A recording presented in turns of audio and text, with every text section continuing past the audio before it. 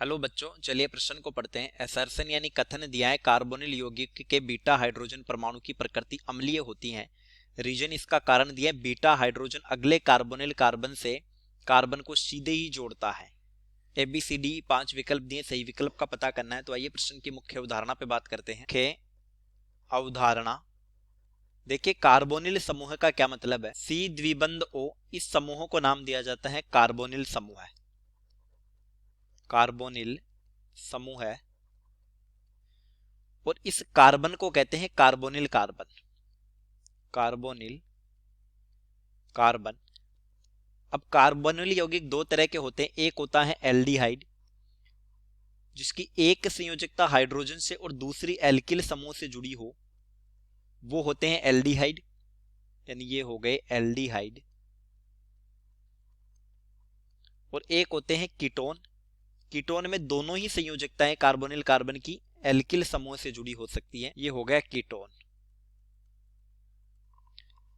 अब देखिए, अल्फा और बीटा हाइड्रोजन का क्या मतलब है। CH3 C द्विबंध O CH2 CH2 CH3, ये कोई कार्बोनिल यौगिक है, कार्बोनिल समूह उपस्थित है। देखिए, कार्बोनिल कार्बन का संकरण होता sp2 3 सिग्मा बंध है। इससे जुड़ा हुआ sp3 संकरित कार्बन, ये भी sp3 है और ये भी sp3 है, 4 सिग्मा बंध है। ये होता है अल्फा कार्बन। अल्फा कार्बन, ये भी हो गया अल्फा कार्बन। यानी कार्बोनिल कार्बन से सीधा जुड़ा कार्बन अल्फा कार्बन होगा, बीटा नहीं होगा। और अल्फा से जो सीधा जुड़ा होता है वो होता है बीटा कार्बन।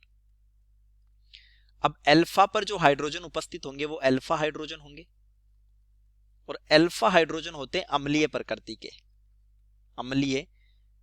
और ये जो बीटा पर उपस्थित होगा ये बीटा हाइड्रोजन होगा, और ये अम्लीय नहीं होते, ये अम्लीय नहीं है। देखिए, समझते हैं क्यों नहीं है।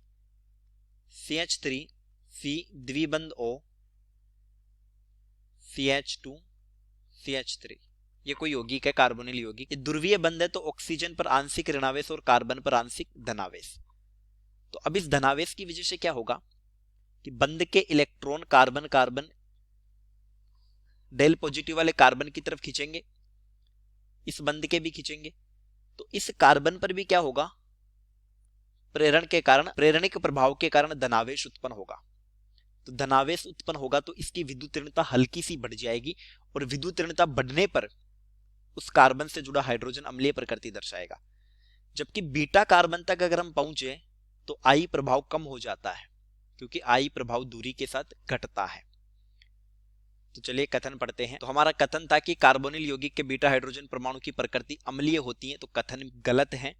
कारण है कि बीटा हाइड्रोजन अगले कार्बोनिल कार्बन से कार्बन को सीधे जोड़ता है। नहीं, ये अल्फा हाइड्रोजन है जो सीधे जोड़ता है, यानी अल्फा कार्बन सीधे जुड़ा होता है। तो ए दिया है both A and R are true, गलत हो गया।